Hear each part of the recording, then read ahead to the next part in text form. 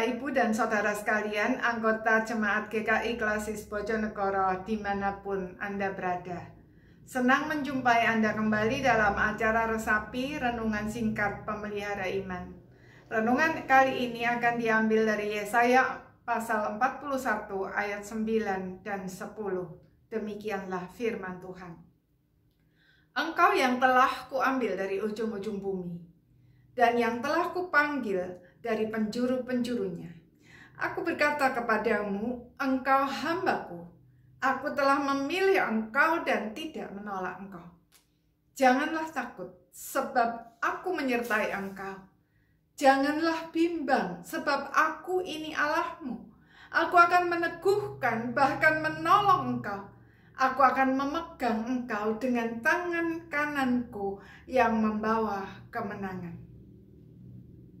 Saudara-saudara sekalian, sekali-sekali merasa takut itu wajar, manusiawi, apalagi dalam situasi pandemi seperti ini. Tetapi membiarkan ketakutan menguasai diri kita akan membuat kita lumpuh dan hancur. Dan kita juga akan mengacaukan kehidupan orang-orang yang kita kasihi. Ada seorang ibu yang dikuasai oleh ketakutan dan dia tidak pernah berani sendirian. Sehingga anak-anaknya harus bergiliran 24 jam menjaga dia. Akibatnya pekerjaan mereka menjadi kacau. Saudara-saudara sekalian, mungkin kita takut. Tapi berita baiknya adalah Tuhan memahami ketakutan-ketakutan kita. Karena itu dia berkali-kali berkata, jangan takut.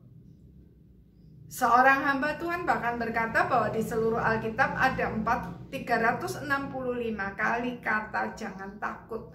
Artinya setiap hari Tuhan berkata kepada kita, jangan takut. Firman Tuhan ini sendiri ditujukan kepada bangsa Israel yang pada saat itu sedang berada dalam pembuangan. Negara mereka sudah hancur, bait Allah sebagai simbol kehadiran Allah di tengah umatnya sudah rata dengan tanah, dan mereka semua tercerai-berai. Secara logika tidak mungkin untuk kembali membangunnya seperti semula. Pertanyaannya adalah apakah Allah gagal menggenapi perjanjiannya dengan Abraham, Ishak, dan Yakub? Bukankah dia berjanji bahwa tanah Kanaan akan menjadi milik keturunan Abraham? Dia juga menjanjikan Sang Mesias akan dilahirkan melalui keturunannya. Apakah Allah tidak berniat menggenapi perjanjian itu? Jelas tidak. Jelas Tuhan menggenapi karena dia adalah Allah yang setia kepada janjinya. Firman Tuhan ini justru merupakan nubuat bahwa satu hari nanti mereka akan kembali dengan cara ajaib. Dan lagi Tuhan berkata melalui Yesaya bahwa dia menyertai, dia memegang mereka dengan tangan kanannya karena dia sendiri yang telah memanggil mereka menjadi hamba-Nya. Dan sejarah mencatat bahwa apa yang difirmankan sungguh-sungguh terjadi. Seorang raja bernama Kores mengizinkan mereka kembali ke negaranya, bahkan mensupport semua pembangunan sampai selesai. Dan pada saatnya Tuhan Yesus Sang Mesias yang dijanjikan itu benar-benar dilahirkan dan menggenapi karya keselamatan di atas kayu salib. Saudara-saudara sekalian, apakah hari ini saudara takut? Itu wajar. Tapi jangan pernah membiarkan ketakutan itu membuat saudara lumpuh. Sehingga hidup saudara menjadi kacau dan saudara mengacaukan juga kehidupan orang-orang yang saudara kasihi.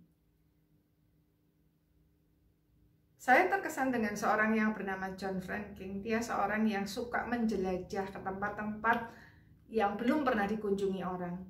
Satu hari dia beli peta Amerika Utara, dan di peta itu penuh dengan tulisan yang menakutkan. Di sana ada raksasa, di situ ada kalajengking, di sini ada naga, dan seterusnya. Saudara, kalau dia terpancang pada tulisan-tulisan itu, dia tidak akan pernah pergi dan tidak akan pernah menemukan apa-apa. Tapi kemudian dia mengganti semua tulisan itu dengan kata-kata Tuhan, di sini ada Tuhan, di sini ada Tuhan, di sini ada Tuhan, di sini ada Tuhan. Kata-kata itu menguatkan imannya sehingga dia kemudian berani menjelajah ke tempat-tempat yang belum pernah dijamah atau dikunjungi orang, dan dia menemukan banyak penemuan baru yang menjadi berkat bagi banyak orang. Saudara-saudara sekalian, Tuhan berotoritas atas segala sesuatu yang terjadi, dan Dia tidak pernah melakukan sesuatu tanpa tujuan. Di balik semua yang menakutkan, Dia punya sesuatu yang indah buat kita semua. Karena itu janganlah kita membiarkan semua berlalu dengan sia-sia, dengan dikuasai oleh ketakutan. Tapi marilah kita mencari makna dari semuanya itu. Dan mari kita katakan kepada diri kita sendiri, di sini ada Tuhan. Di sini ada Tuhan. Di sini ada Tuhan. Di sini ada Tuhan. Amin. Mari kita berdoa. Bapa Surgawi, kami bersyukur kepadamu karena walaupun kami tidak berdaya menghadapi pandemi, tapi kami percaya Engkau ada dan Engkau berotoritas atas segala sesuatu. Ajar kami untuk menemukan hal-hal yang indah yang Tuhan sediakan bagi setiap orang percaya di balik semua yang tidak menyenangkan ini.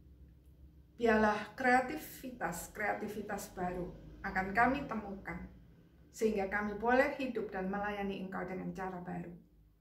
Kami berdoa Tuhan untuk pemerintah kami, berikan hikmat, dan Tuhan lindungi dari segala yang jahat. Dan Tuhan berkati segala usaha-usaha untuk mengatasi situasi ini. Sehingga Tuhan, satu saat nanti, kami boleh kembali lagi menikmati kehidupan yang bebas dari pandemi. Terima kasih ya Tuhan. Kami menyerahkan juga persiapan pilkada serentak. Kiranya Tuhan juga memberikan kepada kami pemimpin-pemimpin yang takut akan Tuhan.